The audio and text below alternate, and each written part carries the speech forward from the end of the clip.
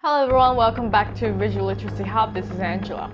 I created this channel to record my daily observations and analysis about this very visual world that we live in. My analysis is 100% personal, nothing professional. This is about you and I together to see, think and share. Well, let the fun begin. Why have there been 14 Batman movies? And why on earth do we need these many Batman reboots?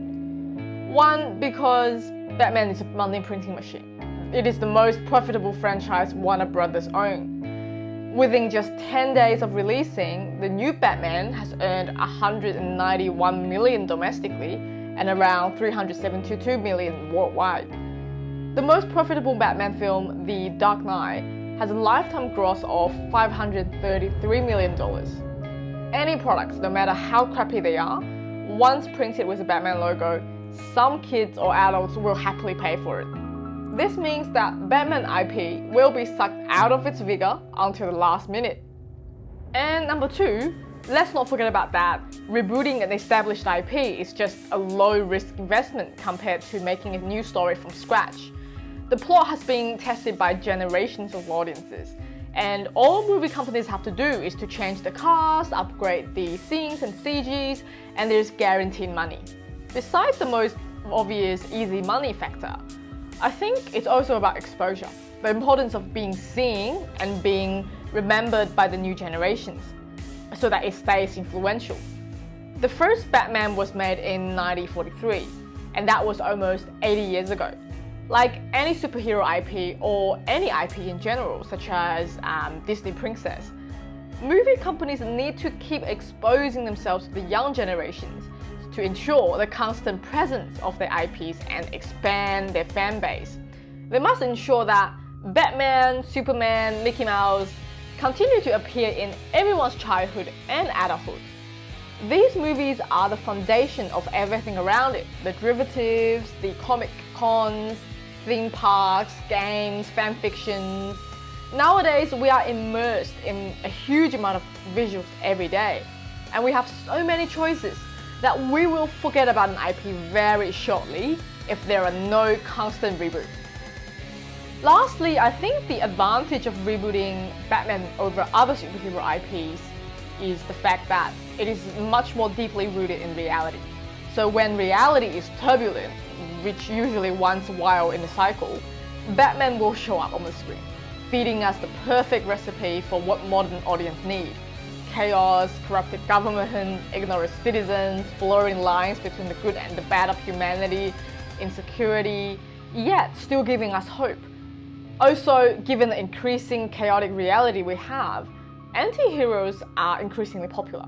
Batman seems to be one of the few superheroes who can appear in anti-hero movies without seeming weird.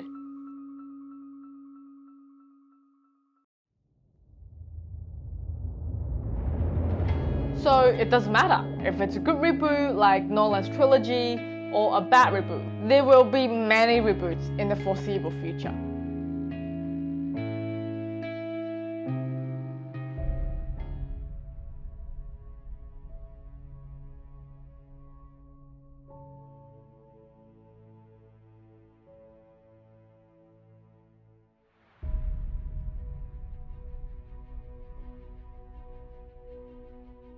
Speaking of Batman, there's no way we can skip Nolan's Dark Knight trilogy.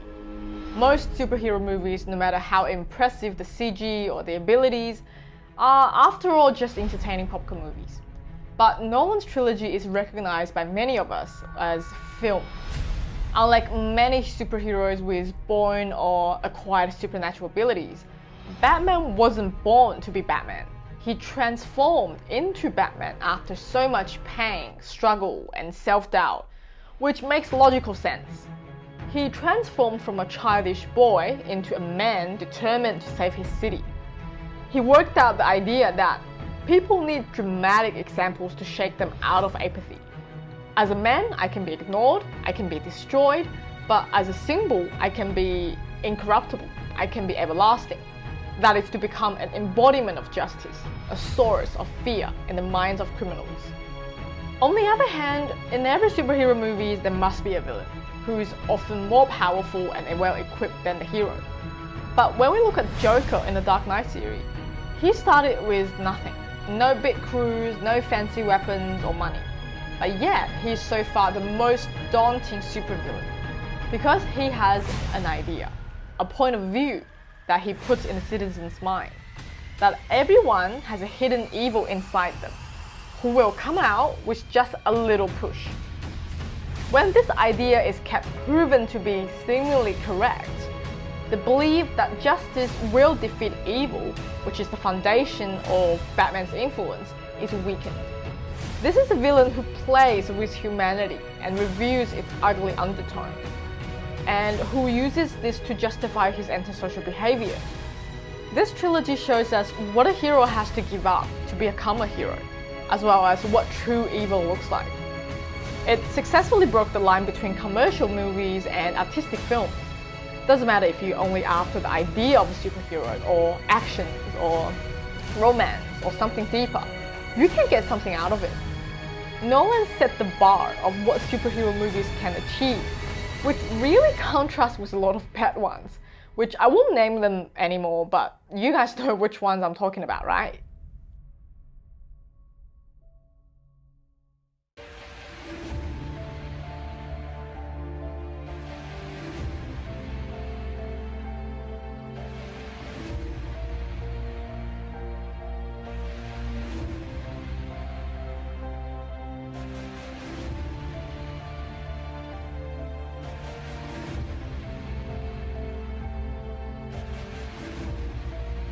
Since the release of Iron Man in 2008, which started the new golden era of superhero movies, this genre has ruled the screen for 14 years. The grand scenes of superheroes fighting the bad guys together from the ground and in the air, especially in Marvel's or DC's universe, used to trigger a societal level discussion and excitement. However, after 2019 Avengers Endgame, which represents the peak of the genre with a $2.798 billion box office, a decline follows, almost inevitably. Venom, Let There Be Carnage, Black Widow, or Shang-Chi, Eternals, none of these attempts made an impressive box office, except for the latest Spider-Man, No Way Home, $1.8 billion. But that's given if you put 3 Spider-Mans in one movie, and it puts pressure for the next reboot to be better. The first and foremost problem is that we simply get sick of superheroes. When we first saw superheroes gathered together in movies like Avengers, it was such a new, wow thing to many of us. But the problem is, superhero movies are usually very formulaic, with action, CG, a little bit of humor, a little bit of romance, masculine male superheroes saving the world, sexy and strong, female superheroes wearing short skirt or tight bodysuits. We watch, we wow, and we forget about them for a while, until the next reboot, right? So most of them are not meant to be held up for deeper examinations. Therefore, after decades, with superheroes in their individual universe everywhere on the screen, it is no longer a visual and mental stimulus for the audience. We all know that the market comes from demand. The birth of superhero IP relied on the public desire to seek for a savior who challenges the corrupted government and stand up for a greater good, who sacrifices so the general public don't have to.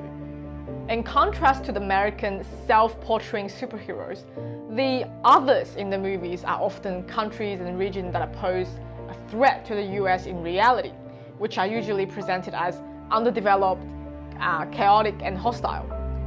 Basically, superheroes represent justice, freedom, strength and courage, everything that the free world is known for. So when American society experienced a shift from the unprecedented unity generated by 911 to a period where Americans started to reflect on its own values and policies, American superhero movies seems to be unable to find a specific opponent in the real world. So they start fighting against the dark side of themselves and start to show their flaws. This is when anti-heroes start to become popular. Those who swear, who are not politically correct, who are losers most of the time. But what will happen when we get sick of anti-heroes, which many of us already have? Who will pick up the torch? And will Batman survive the decline? Will the new Batman give us something new, something innovative? Let's wait and see. Who's your favorite Batman actor or superheroes in general? Are you sick of superheroes or anti-heroes already? Leave me a comment below. Like this video and subscribe if you enjoy watching this episode or you've gained some new visual literacy insight. See you next time. Bye!